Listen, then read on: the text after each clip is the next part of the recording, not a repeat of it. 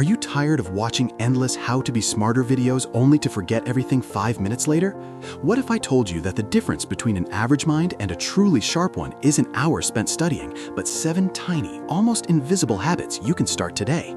Forget cramming, forget tedious note-taking. These aren't just learning hacks. They are subtle rewiring techniques that force your brain to connect dots faster, recall information instantly, and see patterns others miss. By the end of this video, you won't just know these habits, you'll understand the neurological trigger behind why they actually work. Stick with me, because the final habit is the only reason the world's most successful people never stop learning. Habit 1. The 10-page deception. Stop reading passively. Everyone tells you to read more, but if you're just skimming, you're wasting time. The key isn't the volume, it's the attack. We're turning that supposed 10-page minimum into a high-intensity mental workout. Before you read the first page of any nonfiction book, stop, close your eyes, spend 30 seconds asking yourself, what do I already know about this topic? What 3 questions do I expect this book to answer? This primes your brain's retrieval system. You're signaling, attention, critical information incoming. When you finally read those 10 pages, your brain isn't just absorbing, it's actively hunting for confirmation or contradiction. You move from spectator to participant. That simple 30-second pregame ritual makes those 10 pages stick 300% better than mindless turning of pages. Habit 2, the Feynman Effect, the ultimate stress test. If you can't explain something simply, you don't understand it deeply enough. This is the core of the legendary physicist Richard Feynman's teaching method, and it's your secret weapon. Pick one complex concept you learned this week, maybe a new market trend, a historical event, or a tricky piece of code. Now, find the dumbest person you know, or better yet, an imaginary 5-year-old or your pet. Can you explain that concept to them using only kindergarten vocabulary? If you get stuck, if you find yourself reverting to jargon, that's where your knowledge gap is. Go back, review only that weak point, and simplify it again. This isn't about teaching, it's about exposing the structural flaws in your own understanding. Use this technique tonight and watch how fast genuine comprehension replaces surface-level familiarity. Habit 3. The mental detour, rewiring your navigation system. Your brain loves efficiency. It builds superhighways for routine tasks, like driving to work, and then it locks them down. Intelligence, however, thrives on novelty and inefficiency. This habit forces cognitive flexibility. Take a different route home. It sounds almost insultingly simple, but the neuroscience is fascinating. When you force your spatial awareness centers to fire in unfamiliar patterns, you are literally boosting neuroplasticity, the brain's ability to form new, stronger connections. You force yourself out of autopilot. Start small. Take a different aisle at the grocery store. Walk around the block clockwise instead of counterclockwise. You are training your brain to be alert, observant, and ready to solve problems that aren't on the map. Habit 4. The single sketch rule, visual synthesis. We are visual creatures, yet we try to store complex ideas using only linear text. Stop. For any major piece of information you consume, a long article, a podcast segment, a chapter summary, you must distill it into one single integrated visual sketch. This isn't artistic talent, this is forced compression.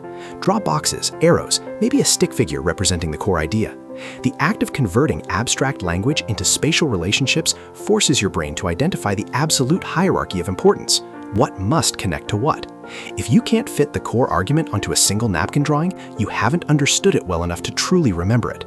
Try this with the last thing you learned, and I guarantee you'll feel the difference in recall tomorrow.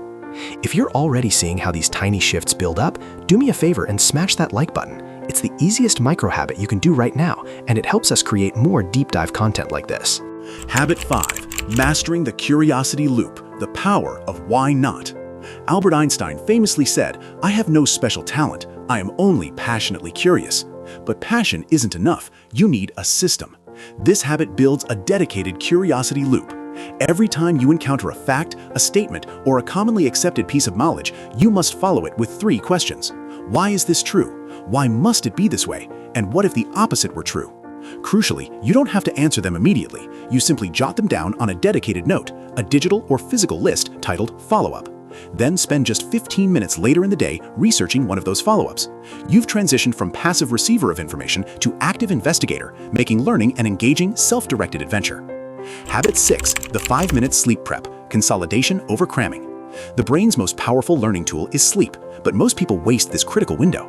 Don't try to cram new material right before bed. Instead, use the last 5 minutes before your lights go out for consolidation. Pull up the notes from your 10-page reading, look at your single sketch, or review the 3 hardest points from your Feynman session. Do not learn anything new. Just spend 5 minutes quietly reviewing the key architecture of what you already absorbed that day. This signals to your subconscious mind, this information is important. Dedicate processing power to cementing these connections tonight. It's the ultimate zero-effort form of memory reinforcement. Habit 7, the 1% multiplier. The truth about compound intelligence. This is the cornerstone habit. You've heard of the 1% rule in finance, but applying it to intelligence is revolutionary. Improving by just 1% every single day might feel insignificant. You won't feel smarter after day 1 or day 30, but mathematics doesn't lie.